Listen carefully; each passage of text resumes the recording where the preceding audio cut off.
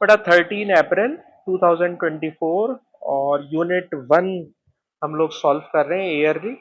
और आज की क्लास में हमारा पेपर है जनवरी 2022। ऑब्वियसली पूरा पेपर तो नहीं कर सकते लेकिन एटलीस्ट आधा पेपर ज़रूर करने की कोशिश करेंगे। ये पेपर आयमा ने माशाल्लाह किया हुआ है, तो जो मुश्किल सवाल होगा उसमें इनकी हेल्प लेंगे। जो सीधा सीधा आसान सवाल होगा उसको ज़रा जल्दी से निपटा लेंगे। जैसे इसका जो क्वेश्चन नंबर 1 है, वाकई बड़ा सिंपल सा क्वेश्चन है कि एक मशीन है और उसको हम इनपुट दे रहे हैं, आउटपुट दे रहे हैं। और हाँ बेटा, बोले बोले। जून 2022, आप बिल्कुल सही आपने कह दिया है सर, ये है जून 2022। ठीक है ना, अब ये जून 2022 है और इसको हम लोग करने जा रहे हैं क्वेश्चन नंबर 1। क्वेश्चन नंबर 1 के अंदर हमें पावर बता दी है, हमें एनर्जी बता दी है, हमसे टाइम पूछ रहे हैं। तो इतना मासूम सवाल करके हम टाइम आपको ज़ाया नहीं करेंगे। Power is equal to energy upon time. Time calculate करना है तो टाइम बराबर हो जाएगी, जाहिर सी बात है, एनर्जी डिवाइडेड बाय पावर। और एनर्जी दी हुई है 150 किलो जूल। तो किलो को 1000 से रिप्लेस कराया है, पावर को 750 से डिवाइड कराया है, तो टाइम आ जाता है 150,000 अपॉन 750। क्वेश्चन बहुत सिंपल है, इसलिए कराना मुनासिब हमने नहीं समझा। टाइम को सब्जेक्ट बनाया है और एनर्जी अपॉन पावर। उसके बाद ये जो क्वेश्चन है, ये क्वेश्चन समझने वाला है। क्वेश्चन बेटा ये है कि अगर कोई ऑब्जेक्ट किसी लिक्विड के अंदर डूबा हुआ हो और कंप्लीटली डूबा हुआ हो, तो याद रखिएगा अपथ्रस्ट की वैल्यू हर जगह कांस्टेंट रहती है। चाहे ऑब्जेक्ट यहां पर हो, चाहे यहां पर हो, चाहे यहां पर हो, चाहे रुका हुआ हो, चाहे मूव कर रहा हो, अपथ्रस्ट रिमेन्स कांस्टेंट। हाँ, अगर ये ऑब्जेक्ट लिक्विड से थोड़ा सा बाहर आना शुरू कर दे तो अपथ्रस्ट फिर वेरी करने लगेगा, पर जब तक पूरा डूबा हुआ है upthrust remains constant. Number 1। Number 2, दूसरी बात कह रहे हैं ड्रैग फोर्स के बारे में। पहले आना भी आ गई, बहुत अच्छी बात हो गई। दूसरी बात कह रहे हैं ड्रैग फोर्स के बारे में। तो ड्रैग फोर्स के बारे में याद रखिए कि जब कोई ऑब्जेक्ट फॉल कर रहा होता है, नीचे जा रहा है, नीचे जा रहा है और एक्सेलरेट कर रहा है, मतलब स्पीड बढ़ रही है, स्पीड बढ़ रही है, तो विस्कस ड्रैग भी इंक्रीज होगा। तो अपथ्रस्ट रिमेन्स कांस्टेंट, चाहे ऑब्जेक्ट कहीं पर भी हो लिक्विड के अंदर पर पूरा डूबा हुआ हो, तो अपथ्रस्ट कांस्टेंट होता है। अगर एक्सेलरेट हो रही है बॉडी तो विस्कस ड्रैग इंक्रीज होगा।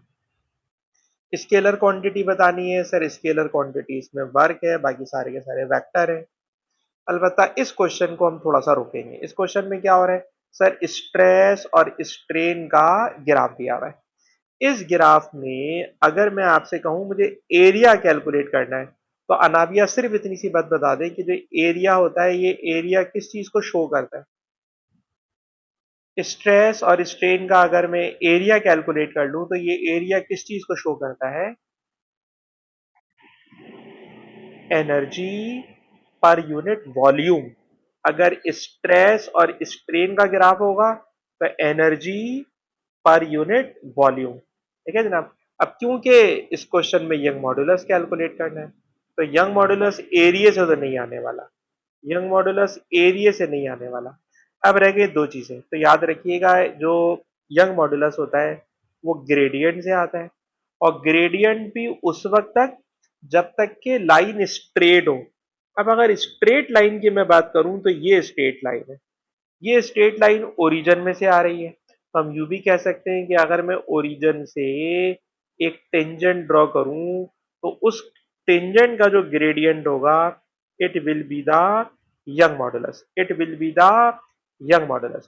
कह रहे stress divided by strain breaking point के ऊपर, ये बेवकूफाना बात है।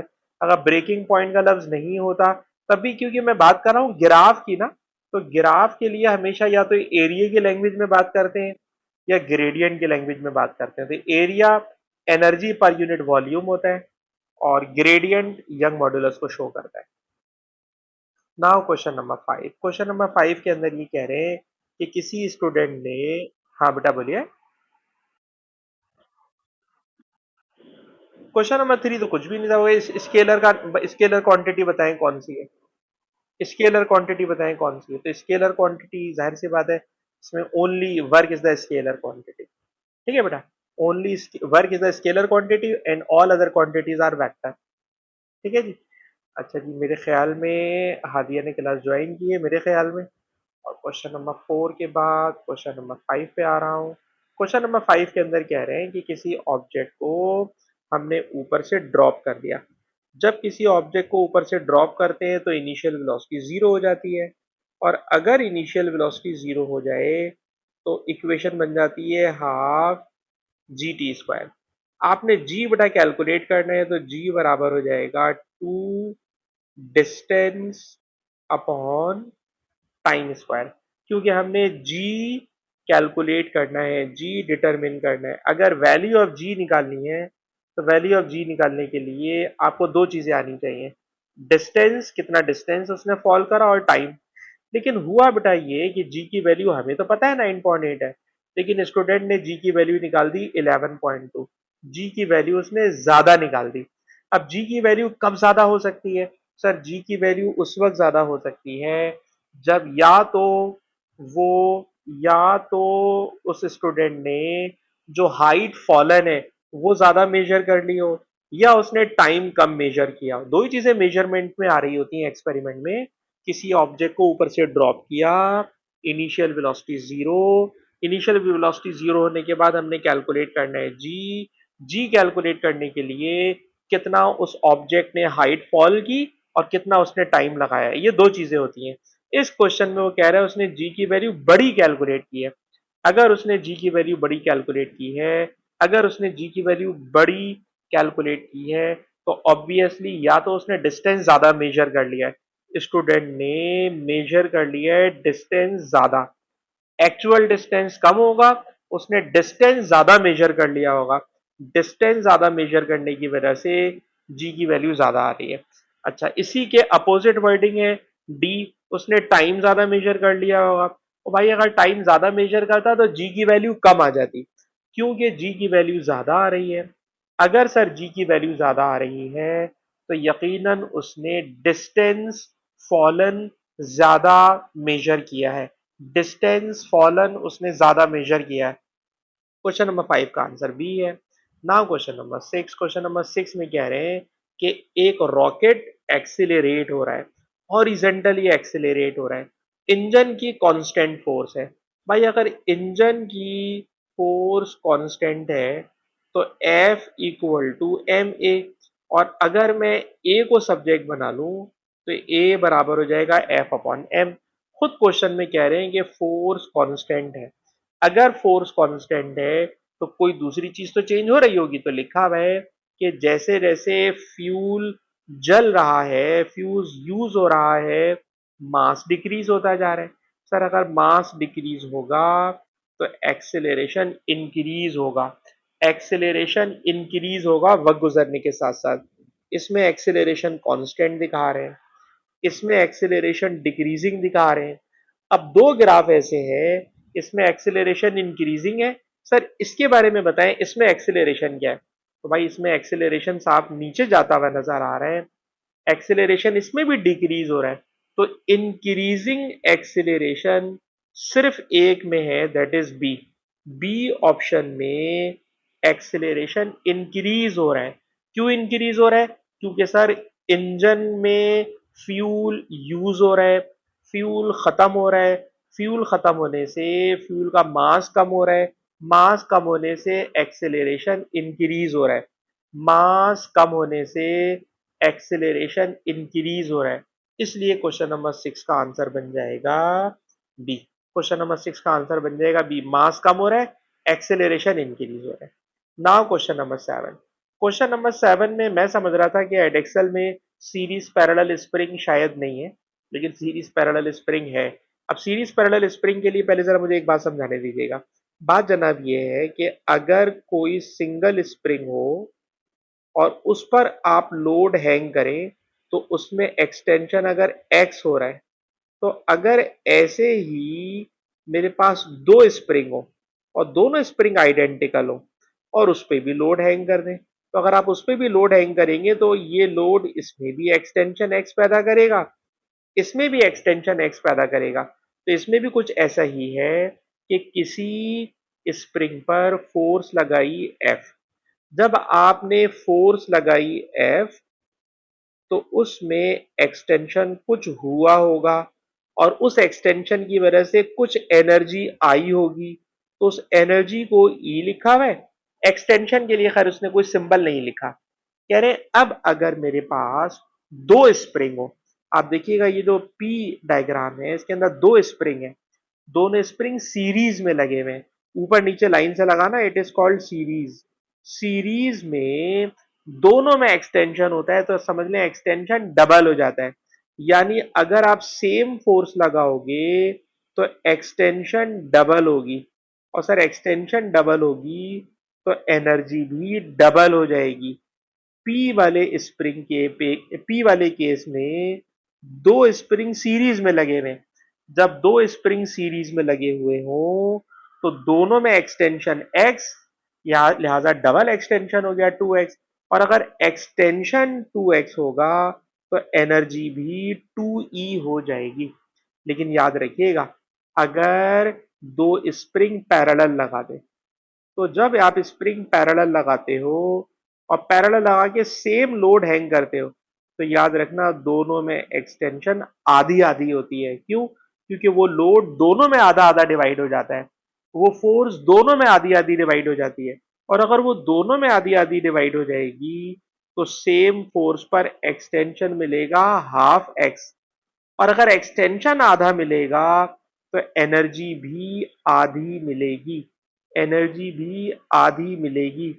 तो याद रखिएगा कि जब दो स्प्रिंग को सीरीज में लगाते हैं तो सीरीज में लगाने से एक्सटेंशन 2x होती है, और एक बात मुझे और एडिशनल कहने दीजिएगा, एक्सटेंशन 2x होती है और स्टिफनेस आधी हो जाती है, और पैरेलल में एक्सटेंशन आधी होती है लेकिन स्टिफनेस डबल हो जाती है, स्टिफनेस डबल हो जाती है, पैरेलल में स्टिफनेस डबल हो जाती है, सीरीज में स्टिफनेस आधी हो जाती है। तो याद रख सकें तो याद रखिएगा। यहाँ पर बेटा मैंने आपको जो बात समझानी थी वो समझा चुका। Now question number 8।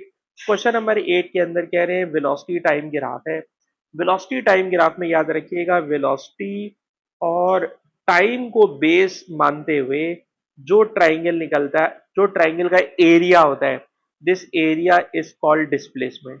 तो एक तो डिस्प्लेसमेंट आर है, लेकिन जो दूसरा डिस्प्लेसमेंट है जो अगेन इस कर्व के नीचे है एक्स को बेस बनाते हुए, दैट इज क्यू, पर वो अपोजिट डायरेक्शन में, और अब अपोजिट डायरेक्शन में है, नेगेटिव है, तो टोटल जो डिस्प्लेसमेंट होगा, जो टोटल डिस्प्लेसमेंट होगा वो आर माइनस क्यू होगा। एक्स एक्सिस के ऊपर पॉजिटिव डिस्प्लेसमेंट होता है, एक्स एक्सिस के नीचे नेगेटिव डिस्प्लेसमेंट होता है, मतलब किसी ऑब्जेक्ट ने अपनी डायरेक्शन को रिवर्स कर लिया होगा। जब डायरेक्शन रिवर्स होती है तो डिस्प्लेसमेंट नेगेटिव हो जाता है, तो टोटल डिस्प्लेसमेंट हो जाएगा आर माइनस क्यू, और आर माइनस क्यू का मतलब टोटल डिस्प्लेसमेंट का आंसर हो जाएगा 8 का D. Now question number 9। Question number 9 में एक साइकिलिस्ट, हाँ बेटा बोलिए। मैं भी आपको बात समझा देता हूँ। इसमें हो ये रहा है कि फॉर एग्जाम्पल आप देखिए स्पीड इंक्रीज हो रही है, स्पीड इंक्रीज हो रही है, ठीक है ना जनाब, स्पीड इंक्रीज हो रही है, ऑब्जेक्ट राइट हैंड पे जा रहा होगा, speed increase speed increase speed increase speed increase. For example ये 100 मीटर आगे चला गया, उसके बाद इस ऑब्जेक्ट ने ना बेटा अपनी डायरेक्शन रिवर्स कर ली होगी। जब कभी किसी मूविंग ऑब्जेक्ट की डायरेक्शन रिवर्स होती है, वेलोसिटी की डायरेक्शन रिवर्स होती है, तो ग्राफ में जो ग्राफ एक्स एक्सिस के ऊपर होता है ना, वो ग्राफ एक्स एक्सिस के नीचे चला जाता है। तो उसका फॉरवर्ड जाना 100 मीटर और उसका वापस आ जाना -40 मीटर। तो फॉरवर्ड जाना आर, वापस आ जाना क्यू।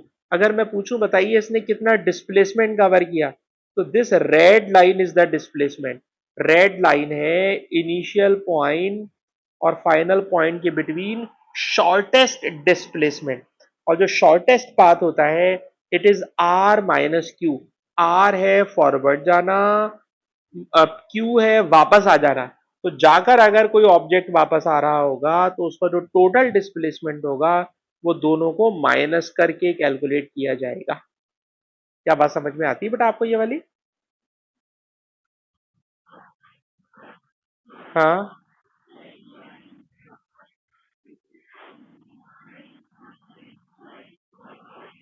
नहीं नहीं नहीं नहीं, ऐसा ना करें, ऐसा ना करें। ऊपर वाला डिस्प्लेसमेंट पॉजिटिव है, नीचे वाला डिस्प्लेसमेंट नेगेटिव है। ठीक है जनाब, नेगेटिव है। हमें टोटल डिस्प्लेसमेंट निकालना है, दोनों को ऐड कर लें। दोनों को ऐड कर रहा हूं ना मैं, पॉजिटिव डिस्प्लेसमेंट और नेगेटिव डिस्प्लेसमेंट दोनों को मैंने ऐड किया है। 100, 100 is the total displacement, minus 40 ये दूसरी डायरेक्शन में डिस्प्लेसमेंट, दोनों को मैंने ऐड किया तो 100 माइनस 40 इट इज 60।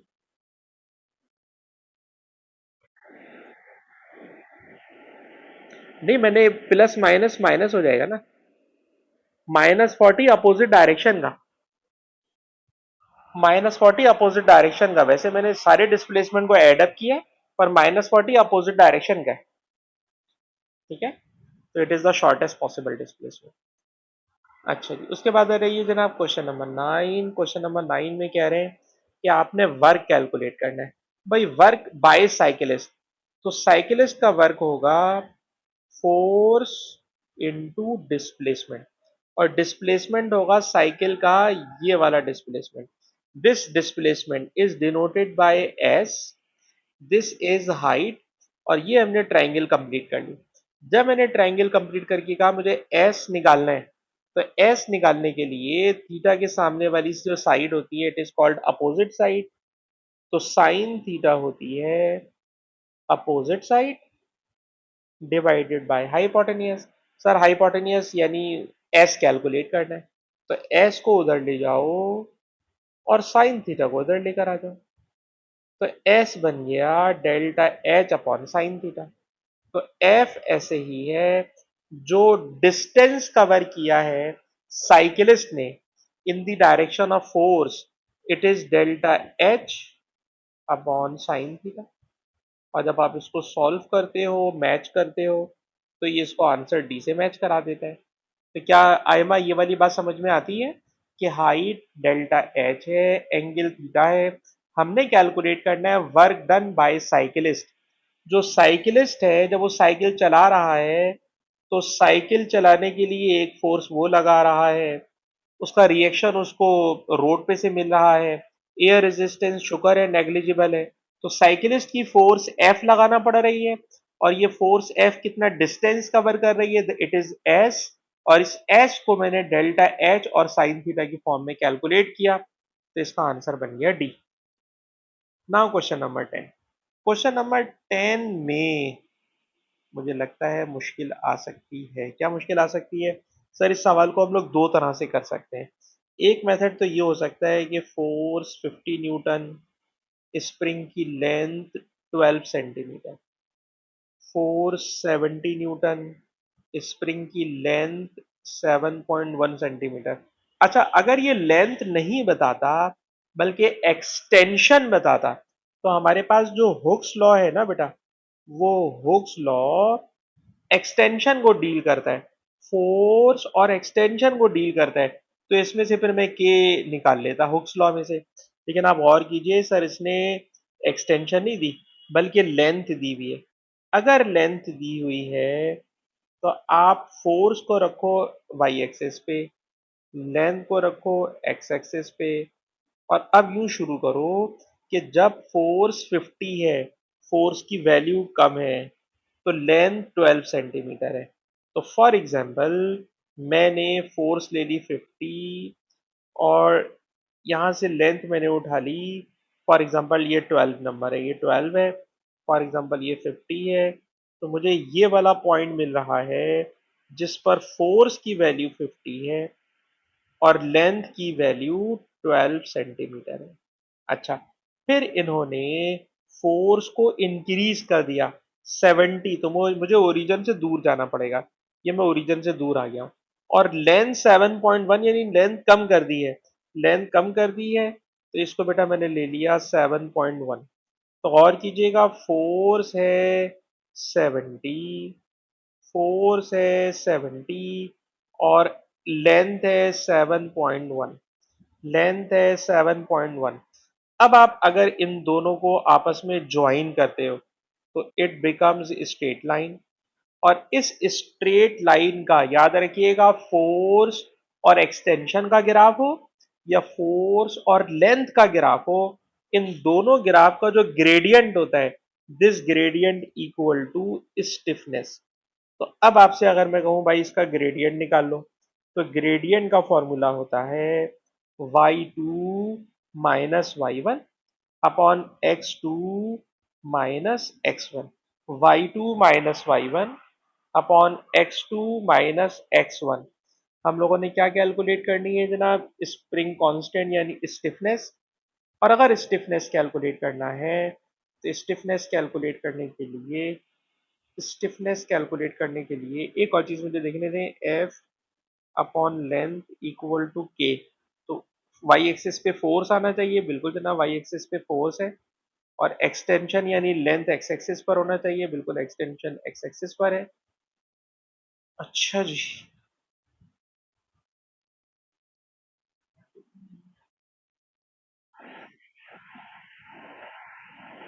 बी कैसे बनेगा? बी बनने में दिक्कत हो रही है, वो तो x two minus x one वाली शक्ल बना रहा है।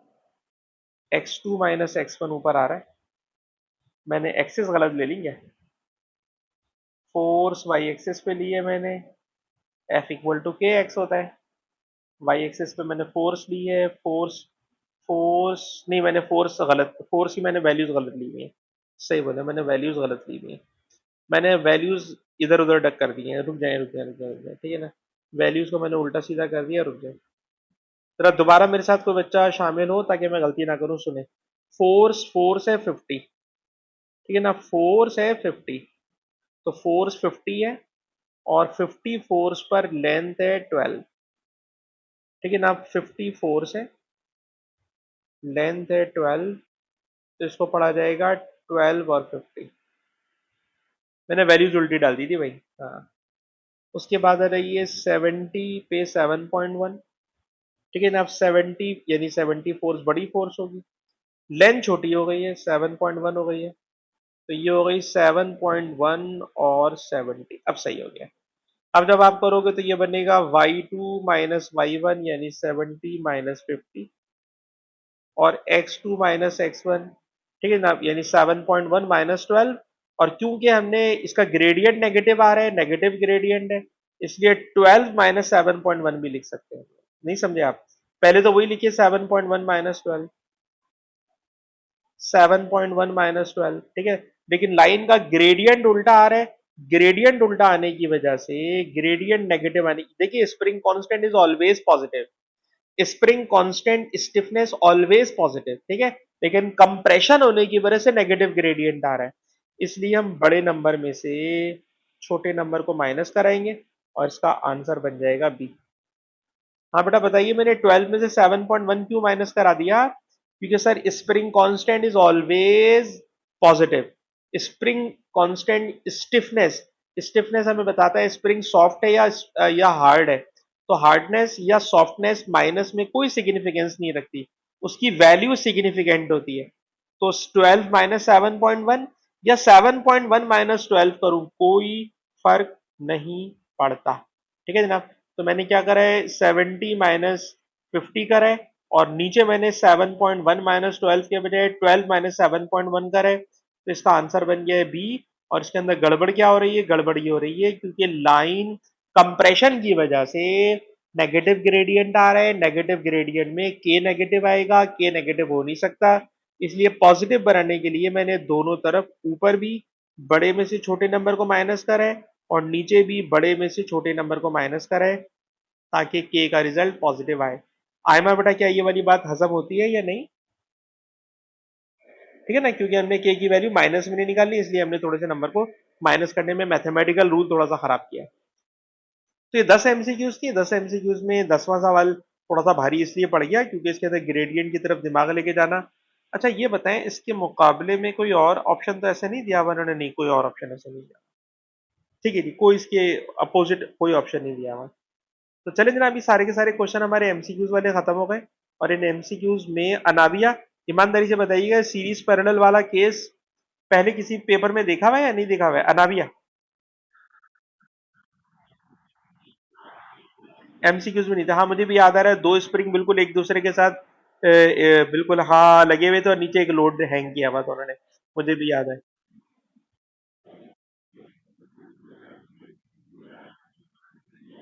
अच्छा अच्छा, चलो उसको भी देख लेते हैं। अच्छा जी, अब आ जाइए जनाब यहाँ पर। जब यहाँ पर आते हैं तो यहाँ पर आपसे कह रहे हैं कि एक डिस्क है, इस डिस्क के ऊपर दो फोर्सेस लग रही हैं। एक फोर्स उसका लग रहा है वेट, दूसरी फोर्स लग रही है उसके ऊपर एक मैग्नेटिक फोर्स लग रही है, क्योंकि जो नीचे प्लेट लगी हुई है वो प्लेट मैग्नेटिक बेस है। इस मैग्नेटिक बेस से इस पर एक मैग्नेटिक फोर्स लग रही है ऊपर की तरफ, वेट ऐड कर रहा है नीचे की तरफ। और इस वक्त ये प्लेट स्टेशनरी है, मतलब बैलेंस है। और जब बैलेंस है तो बच्चा बड़े आराम से कहेगा सर इस पे दो फोर्सेस लग रही हैं, equal in magnitude, opposite in direction, they cancel out to each other, then obviously the object is in equilibrium. लिखा हुआ है दो फोर्सेस हैं, equal in magnitude, opposite in direction. तो क्या अगर मैं इस लाइन को यहाँ से अगर हाइड कर सकूं, अम्माज क्योंकि आप मुझे लग रहा है आप सो रहे हैं, अम्माज अगर मैं आपको जगाऊं, अम्माज आप जाग सकते हैं अम्माज? यार ये बताओ, दो फोर्सेस हैं equal in magnitude opposite in direction, Newton third law pair के लिए मैंने आपको तीन कंडीशन सॉरी चार कंडीशंस पढ़ाई होती हैं, चार, चार में से दो कंडीशंस पूरी हो रही हैं। Equal in magnitude condition number one, opposite in direction condition number two, दो कंडीशन पूरी हो रही हैं, लेकिन अगली दो कंडीशन फुलफिल नहीं हो रही। जब भी उसने लिखा हुआ है कि ये दोनों एक दूसरे के साथ पेयर ऑफ फोर्सेस नहीं है। आप अम्माज मुझे बता सकते हैं वो कौन सी दो कंडीशन है जो यहाँ पूरी नहीं हो रही?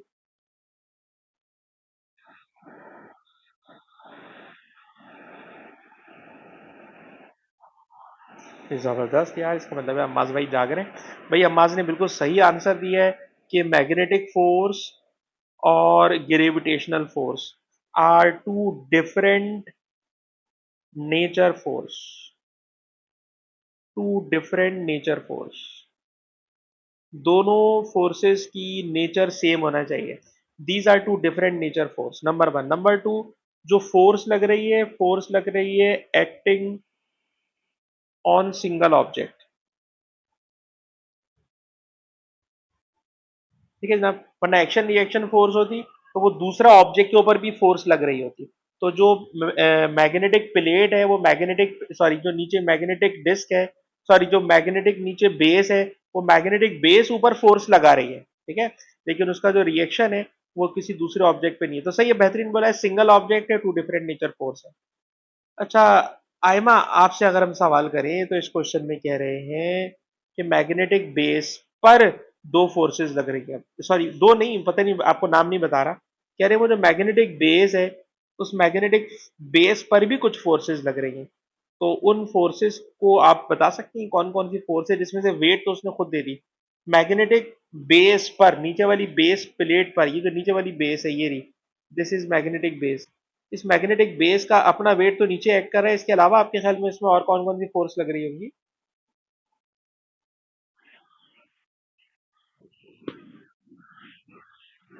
हाँ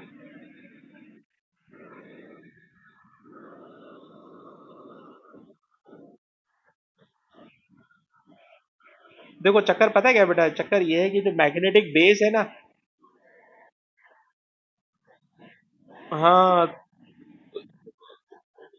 मैग्नेटिक लाइनें होंगी, बिल्कुल मैग्नेटिक लाइनें ऊपर भी निकल रही होंगी, मैग्नेटिक लाइनें नीचे भी निकल रही होंगी। तो आपने सही कह दिया कि मैग्नेटिक फोर्स भी लग रही होगी। मैग्नेटिक फोर्स और वेट दोनों का मिलाकर ऊपर कैपिटल आर फोर्स लग रही होगी। बेहतरीन जी बेहतरीन, बहुत जबरदस्त।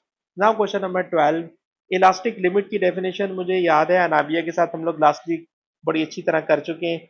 इलास्टिक लिमिट की डेफिनेशन सबको आती है, अलबत्ता एक डेफिनेशन में हम लोग फंस गए थे, इसलिए अनाबिया से पूछूंगा। अनाबिया ने क्या ये पता याद कर लियो? यकीनन याद कर ली होगी। अनाबिया बताइएगा, उसके अंदर यल्ड पॉइंट एक लफ्ज आ रहा था, यल्ड पॉइंट क्या था अनाबिया? एक चीज थी ग्राफ के ऊपर, आप भी भूल गए। लिमिट ऑफ प्रोपोर्शनलिटी था, एक लफ्ज इलास्टिक लिमिट था, एक पॉइंट एक और आ गया था यल्ड पॉइंट, ठीक है ना। अच्छा मैं याद दिला देता हूं जल्दी से। सर लिमिट ऑफ प्रोपोर्शनलिटी वो पॉइंट होता है up to which graph is straight line and it obeys Hooke's law. Elastic limit अभी पूछ रहे हैं सर, इलास्टिक लिमिट ये वो फोर्स होती है जिसे अगर मैं रिमूव कर लूं तो उसके बावजूद object will return back to its original shape, it returns back to its original length. तो इलास्टिक लिमिट वो फोर्स है जिसको अगर मैं रिमूव करूं तो वो ऑब्जेक्ट अपनी ओरिजिनल शेप पे वापस आ जाए। लेकिन यल्ड पॉइंट जो आ गया था, यल्ड पॉइंट आयमा को जरा चेक करता हूँ। आयमा याद है यल्ड पॉइंट क्या चीज होती है? नहीं याद आ रहा। यल्ड पॉइंट के अंदर चक्कर पता है क्या था आयमा बेटा? आयमा इसमें हुआ ये था कि फॉर एग्जांपल ये फोर्स है और ये एक्सटेंशन। हाँ हाँ, बोले बोले बोले। हाँ, लोड हम हटा नहीं रहे, लोड वैसे ही टंगा हुआ है। ऐसा होता है ना कभी किसी चीज को आप किसी जगह से हैंग करके चले गए, अब लोड उतना ही है लेकिन वो चीज आहिस्ता आहिस्ता बड़ी हो रही है। फोर्स फर्दर इंक्रीज करे बगैर एक्सटेंशन फ्री में होना, यानी मैं फोर्स फर्दर इंक्रीज नहीं कर रहा लेकिन वो ऑब्जेक्ट खुद ब खुद थोड़ा थोड़ा सा बड़ा होता जा रहा है। तो without adding external force, if an object is extending, then this point is called yield point। तो yield point के बाद फ्री में एक्सटेंशन हो रही होती है। लेकिन ये सवाल आपके आया हुआ है इसलिए भैया आना चाहिए, अगर ये डेफिनेशन नहीं आती होगी तो गड़बड़ करेगी। उसके बाद जो क्वेश्चन का नेक्स्ट पार्ट है, अगर ये नेक्स्ट पार्ट मुझे लग रहा है बहुत सिंपल है तो मुझे नहीं कराना चाहिए। कह रहे स्ट्रेन कैलकुलेट करें। भाई स्ट्रेन का सिर्फ फॉर्मूला मैं यहाँ लिखना चाहूंगा। स्ट्रेन का सर ये सिंबल होता है, और इलास्टिक लिमिट की डेफिनेशन ये लिखेंगे कि it is the maximum force और stress beyond which beyond which if we remove this force, object object does not return to its original length. ठीक है जनाब। बियॉन्ड बियॉन्ड का मतलब उस फोर्स से मैं आगे चला गया तो object does not return to its original length, object जो है अपनी ओरिजिनल शेप पे वापस नहीं आता। ठीक है, एक बात। अच्छा, एक और चीज अभी मैं करूंगा ना, क्लास खत्म करूंगा ना, आपको एक बड़ी अच्छी सी वेबसाइट दूंगा, उसके अंदर इतनी प्यारी उन्होंने सिर्फ एक एक लाइन की डेफिनेशन लिखी है जो आपके पेपर्स में आ रही होती है, जो आपके पेपर्स में आ रही थी एक एक लाइन की डेफिनेशन, वो लंबी नहीं करेगा। तो वो एक एक लाइन की डेफिनेशन वाली भी मैं आपको लिंक शेयर करूंगा, उसको आप जरूर देखिएगा। अलबत्ता खैर अभी हम लोग करने जा रहे हैं स्ट्रेन। स्ट्रेन का ये सिंबल होता है और स्ट्रेन होता है extension upon original length, extension upon original length. अब देखिए लेंथ दी हुई है 6 मीटर, मैं सॉल्व नहीं करा रहा, और एक्सटेंशन दी हुई है 0.126। तो बेटा टाइम जाया करना है, दोनों चीजें दी हुई है, डिवाइड करोगे रिजल्ट आ जाएगा। फिर पूछ रहे हैं स्ट्रेस कैलकुलेट करना है। सर स्ट्रेस का ये सिंबल होता है, स्ट्रेस होती है फोर्स पर यूनिट एरिया, और एरिया में अगर उसने एरिया ही दिया हुआ जबरदस्त, मैं तो सोच रहा था शायद डायमीटर देके तंग करेगा। तो आप देखिए फोर्स भी दी हुई है, एरिया भी दिया हुआ है, तो सर फोर्स को एरिया से डिवाइड करेंगे तो स्ट्रेस आ जाएगा। तो ये सवाल मैं करा के आपको टाइम पास नहीं करूंगा, सीधा सीधा स्ट्रेस अपॉन स्ट्रेन है, और सॉरी एक्सटेंशन अपॉन लेंथ है, और सीधा सीधा फोर्स पर यूनिट एरिया। और शुक्र है कि और नहीं पका रहा भैया, और नहीं पका रहा, सवाल खत्म हो गया। अच्छा जी, अब ये वो सवाल है जो अम्मास भाई ने मुझे भेजा था लास्ट टाइम, और फिर मैंने अम्मास को बोला था यार ऐसा ना करो यार, मेरे साथ साथ चलो, अगर आप पेपर आगे आगे करोगे तो फिर हमारे लिए बड़ा मुश्किल हो जाएगा समझाना ना। तो ये अम्मास भाई आपका सवाल आ गया फेवरेट। क्वेश्चन क्या सर? क्वेश्चन ये है कि एक कोट हुक है, उसको डोर पर स्क्रू से आपने टाइट कर दिया है। डेली लाइफ में हमें इस तरह का हुक नजर आ जाता है, दरवाजे पे लगा हुआ है। अच्छा जी, diagram shows three forces, diagram में तीन फोर्सेज नजर आ रही हैं। अच्छा, सिस्टम पूरा का पूरा इक्विलिब्रियम में। भाई देखो, अगर कोई सिस्टम इक्विलिब्रियम में होगा ना तो अपवर्ड फोर्सेस डाउनवर्ड फोर्सेस के बराबर होंगी, राइट हैंड वाली फोर्सेस लेफ्ट हैंड वाली फोर्सेस के बराबर होंगी। तो मुझे इसमें अपवर्ड और डाउनवर्ड फोर्स तो नजर आ रही है, पर राइट पे एक फोर्स है लेकिन लेफ्ट पे कोई फोर्स नहीं है, लेफ्ट पे कोई फोर्स नहीं है। तो ऐसा तो हो ही नहीं सकता कि कोई ऑब्जेक्ट फ्री में इक्विलिब्रियम में हो। तो अपवर्ड डाउनवर्ड फोर्स बराबर होती है, लेफ्ट राइट फोर्स बराबर होती है। तो क्वेश्चन यही है कि इसमें एक फोर्स मिसिंग है। आपसे कह रहे हैं कि लेबल करें एरो को, डायग्राम में शो करें वो एडिशनल फोर्स जो इस हुक को इक्विलिब्रियम में ला सके। तो भाई इसके अंदर एक हॉरिजेंटल फोर्स होनी चाहिए, और मैंने पहले जिस बात में बात, हाँ रिएक्शन कांटेक्ट फोर्स होगी। और ये जितना बड़ा एरो बेटा ये बना हुआ ना, उतना ही बड़ा एरो ये बनाइएगा ताकि दोनों की लेंथ बराबर हो, हम कह सकें कि हॉरिजेंटल फोर्सेस भी एक दूसरे को कैंसिल आउट कर रही है जब ये ऑब्जेक्ट इक्विलिब्रियम में।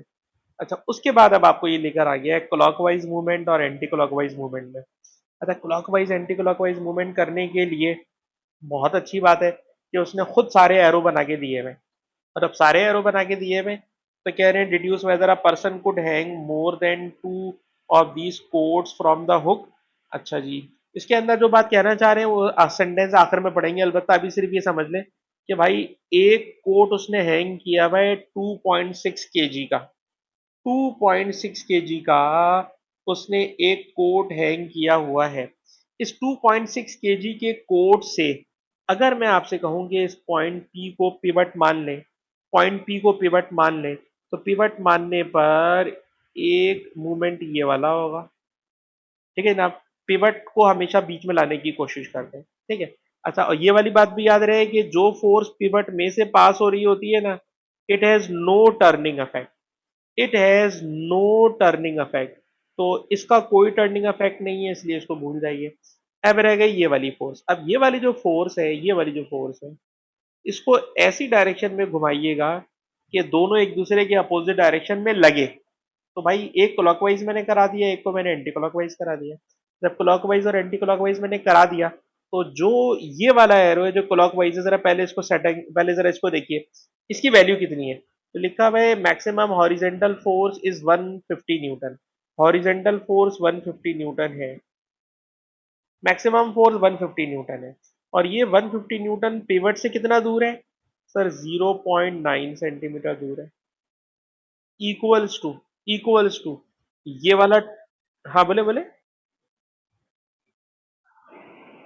नहीं नहीं मैं, नहीं नहीं मैं आपको उसकी वजह बताऊं, मैं नहीं कन्वर्ट कर रहा, उसकी रीजन बताऊंगा, 1 मिनट रुकिएगा। 150 इंटू 0.9 हो गया। दूसरी तरफ आ जाए, वेट ऑफ कोट। अच्छा, एक कोट का वेट तो उसने दिया हुआ है 2.6 केजी, पर मैं आपसे कह रहा हूं कि इसको ना डब्ल्यू लिख लें। डब्ल्यू का मतलब है कितना वेट वो उठा सकता है, क्योंकि क्वेश्चन में लिखा हुआ है कि एक पर्सन है कितने यहाँ पे कोट हैंग कर सकता है वगैरह वगैरह। तो इसका मतलब है कि वो एक कोट हैंग नहीं कर रहा, तो हम यहाँ पे कैलकुलेट करेंगे कितने कोट्स का वेट वो लिफ्ट कर सकता है, उसको मैंने डब्ल्यू कह दिया। और ये डब्ल्यू पिवट से कितना दूर है वो भी एक डिस्टेंस दिया हुआ है 2.5 सेंटीमीटर। अच्छा बेटा, आई में आप देखो ना, लेफ्ट साइड पे भी सेंटीमीटर है, राइट साइड पे भी सेंटीमीटर है। अगर मैं दोनों को मीटर में कन्वर्ट करने के लिए 100 से डिवाइड कर भी दूं, 100 से डिवाइड कर भी दूं, तो दे कैंसिल आउट ईच अदर। तो अगर दोनों तरफ सेंटीमीटर हो तो हम लोग कहते हैं जाने दो। ठीक है जनाब। अच्छा, अब बेटा मैं आपसे कहूंगा यहाँ से पहले वेट को सब्जेक्ट बना लो, और वेट को सब्जेक्ट बना के मुझे बताइएगा, क्योंकि मेरे ख्याल में मार्किंग स्कीम वाला किसी और स्टाइल से चल रहा है और मैं किसी और स्टाइल से चल रहा हूँ। अच्छा जी, बताइएगा वेट कितना आ रहा है। और जब वेट आ जाए तो वेट में से मैं कहूंगा एम जी निकाल लें, क्योंकि वो मास की बात कर रहा है। हाँ जी। अच्छा, और उसको 9.8 से डिवाइड भी मार दें।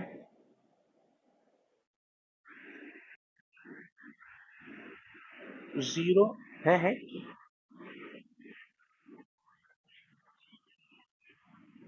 ओ भाई, सुन तो लो बेटा, ये भी सेंटीमीटर, ये भी सेंटीमीटर।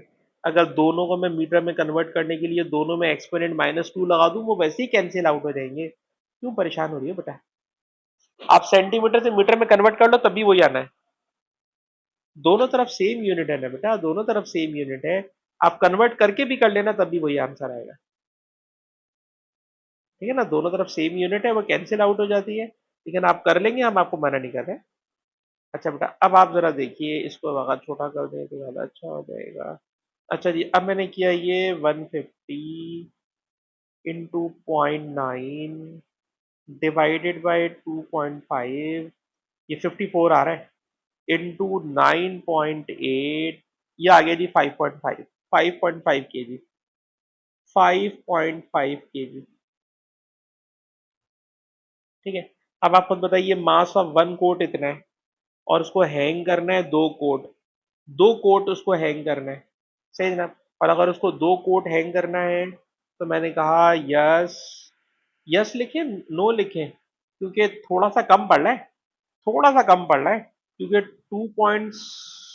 2.6 केजी का एक कोट है, दो कोट हो जाएंगे 5.2 केजी के।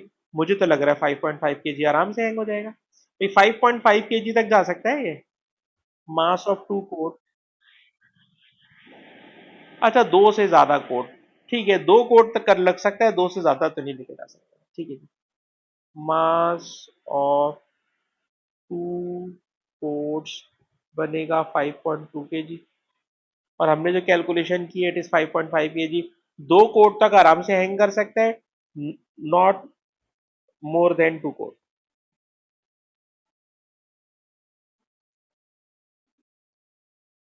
दो से ज्यादा नहीं लटकाइएगा, ठीक है ना। अब दो कोड तक तो आप हैंग कर सकते हैं, ठीक है जी। तो ये सवाल जो है अब्बास भाई की फरमाइश पे भी यहाँ तक पहुंच गया है।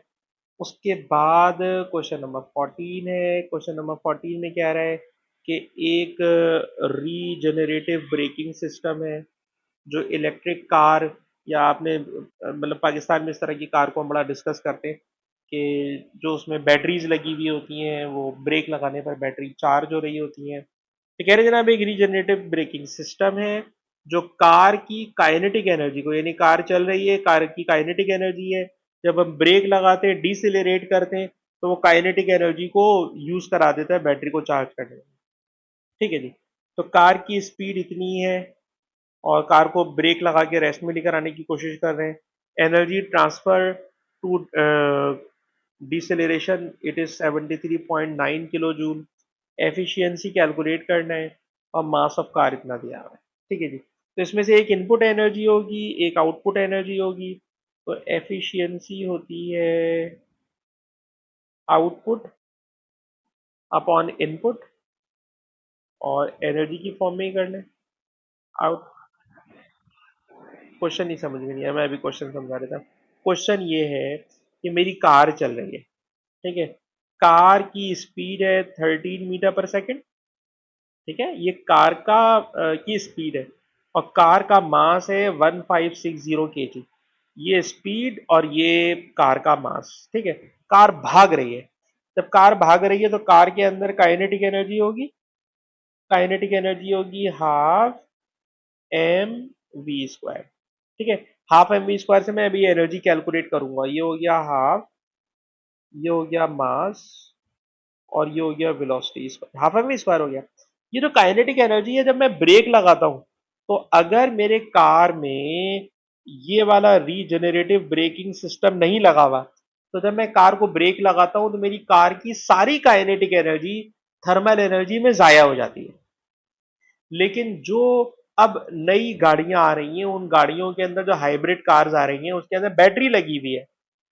वो बैटरी उस वक्त चार्ज होती है जब मैं कार को ब्रेक लगाता हूं। जब मैं कार को ब्रेक लगा रहा होता हूं तो कार की काइनेटिक एनर्जी को उठाकर वो बिजली बनाकर बैटरी के अंदर स्टोर करा देती है। तो बैटरी के लिए जो इनपुट है वो कार की काइनेटिक एनर्जी है। कार की काइनेटिक एनर्जी इनपुट है। क्या ये वाली बात समझ में आती है आपको? कार की काइनेटिक एनर्जी इनपुट है, ठीक है ना। अच्छा, जब कार की काइनेटिक एनर्जी इनपुट हो गई, ठीक है ना, कार की काइनेटिक एनर्जी बेटा इनपुट हो गई, तो इनपुट जो काइनेटिक एनर्जी आ रही है अगर आप इसको कैलकुलेटर से बेटा निकाल लें तो ये नंबर देगा 1.32 एक्सपोनेंट 5 जूल। ये काइनेटिक एनर्जी हो गई इनपुट। और ये इनपुट क्या करेगा, पहले ये मैं यहाँ लिख रहा हूँ, इनपुट 1.32 एक्सपोनेंट 5 जूल। ये एनर्जी काइनेटिक एनर्जी बैटरी को चार्ज कर रही है। और हमें आउटपुट क्या मिल रहा है सर? आउटपुट ये मिल रहा है कि मेरी बैटरी चार्ज हो रही है, बैटरी में एनर्जी आ रही है 73.9 किलो जूल। किलो का मतलब आप समझते हो एक्सपोनेंट 3, ठीक है। अब आप इसके अंदर भी देख लो कि काइनेटिक एनर्जी 100% उसमें कन्वर्ट थोड़ी हो जाएगी बेटा। काइनेटिक एनर्जी का कुछ पार्ट अभी भी थर्मल में जाया होगा, कुछ पार्ट अभी भी थर्मल में जाया होगा, कुछ पार्ट उसको चार्ज करने में लग जाएगा। तो आउटपुट 73.9 किलो जूल, इनपुट 1.3। और जब आप इसको पूरा सॉल्व कर लोगे और अगर 100 से मल्टीप्लाई कर लोगे तो मैं कहूंगा इस सिस्टम की एफिशिएंसी 56% है। तो बात समझ में आई कि जब मैं कार को ब्रेक लगाता हूं तो कार की काइनेटिक एनर्जी बैटरी को चार्ज करने में चली जाती है। तो कार की kinetic energy half m v square it is input for battery, पर वो 100% उसमें स्टोर नहीं होती, उसका कुछ सेगमेंट स्टोर होता है। कितना सेगमेंट स्टोर हो रहा है तो वो बता रहे हैं 73.9 किलो जूल। रेशो निकाला, 100 से मल्टीप्लाई करा, तो ये मुझे मिल गई उसकी एफिशिएंसी। अच्छा जी, उसके बाद कह रहे हैं ड्रैग फोर्स जब किसी कार पे लगती है, ड्रैग फोर्स जब किसी कार पे लगती है, तो ड्रैग फोर्स का कार की वेलोसिटी के साथ किस तरह का रिलेशन है, किस तरह की वेरिएशन है। तो याद रखिएगा कि जो ड्रैग फोर्स होती है ना, वो कार की स्पीड के स्क्वायर के साथ डायरेक्टली प्रोपोर्शनल होती है। ठीक है। और ड्रैग फोर्स का अगर हम लोग फार्मूला देखें तो वो के वी स्क्वायर लिखवा देते हैं। के अंदर और बहुत सारे फैक्टर शामिल होते हैं। ठीक है जनाब। के अंदर बहुत सारे फैक्टर शामिल होते हैं, पर जो ड्रैग फोर्स है ये वेलोसिटी के स्क्वायर के साथ डायरेक्टली प्रोपोर्शनल है। ठीक है। लेकिन आपके मार्किंग स्कीम के अंदर वो स्क्वायर और इस पे नहीं जा रहे, खाली आपने ये लिखना है as velocity increase as velocity increase drag force increase। भाई आपके मार्किंग स्कीम में इतनी सी बात लिखी हुई है, कोई स्क्वायर स्क्वायर नहीं लगाया हुआ। ठीक है जी। और होता रिलेशन स्क्वायर। हाँ बोले बोले।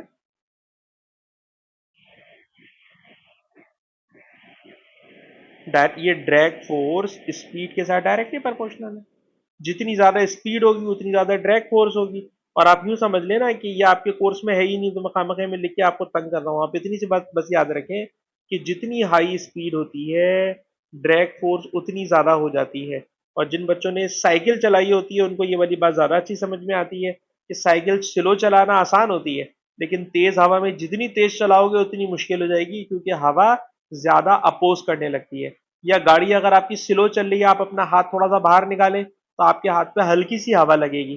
पर गाड़ी बहुत तेज चल रही हो तो आपके हाथ पे बहुत जोर से हवा लगती है। तो हवा ड्रैग फोर्स जितनी हाई स्पीड, ड्रैग फोर्स उतनी ज्यादा।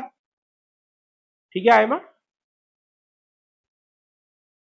अच्छा, उसके बाद अब आपसे ये कह रहे हैं कि इस ग्राफ के अंदर देखिए कि जब स्पीड 20 to 40 मीटर पर सेकेंड है, इनिशियल वेलोसिटी 20 to 40 मीटर पर सेकेंड है।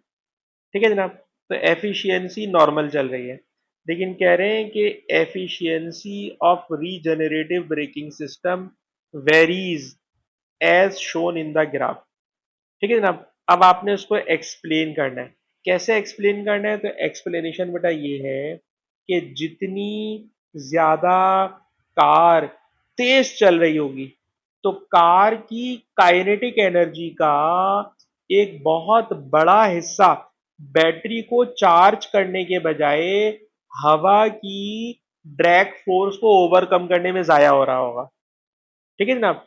मैंने यूं लिखा, as speed increase drag force increase, so the major part of kinetic energy is dissipated, जाया हो जाता है, as heat में जाया हो जाता है, in doing work against drag force। ठीक है जनाब। आपको ब्रेक लगाने की जरूरत ही नहीं है। ब्रेक लगाओगे तो बैटरी चार्ज होगी ना। लेकिन जब आप हाई स्पीड पे गाड़ी चला रहे होते हो तो गाड़ी की काइनेटिक एनर्जी का एक बड़ा हिस्सा तो ड्रैग फोर्स को ओवरकम करने में जाया हो रहा होता है। और जब ड्रैग फोर्स को ओवरकम करने में जाया हो रहा होता है, तो now small amount of energy, यानी मेजर पार्ट तो ड्रैग फोर्स के अगेंस्ट चला गया। ठीक है जनाब। मेजर पार्ट तो ड्रैग फोर्स के अगेंस्ट चला गया। अब आपके पास एक स्मॉल प्रोपोर्शन ऑफ एनर्जी बचा। Now small fraction of kinetic energy is available to charge battery.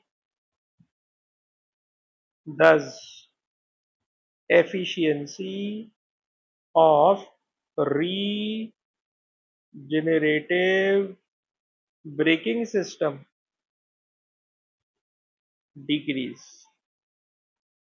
ठीक है ना।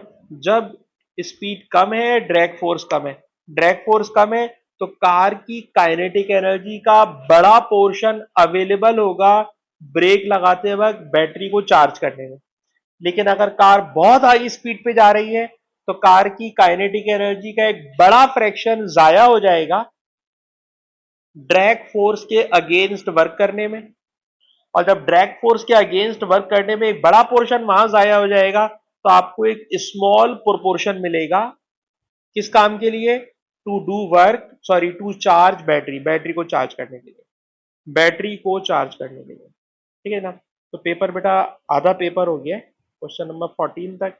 क्वेश्चन नंबर 15 इंडिकेटिव क्वेश्चन है, इसमें बहुत लंबी लंबी आपको इंग्लिश लिखवानी है। क्वेश्चन नंबर 16 वेक्टर टाइप है, और वेक्टर टाइप का मतलब कल की क्लास में हमें चाहिए होगा स्केल वेक्टर डायग्राम के लिए pencil scale protractor, pencil scale protractor, क्योंकि बेटा इसमें एंगल बनाना होगा 43 डिग्री का। तो आई होप कि कल की क्लास में आप ये एक्सक्यूज नहीं करेंगे कि सर मेरे पास ज्योमेट्री बॉक्स नहीं है।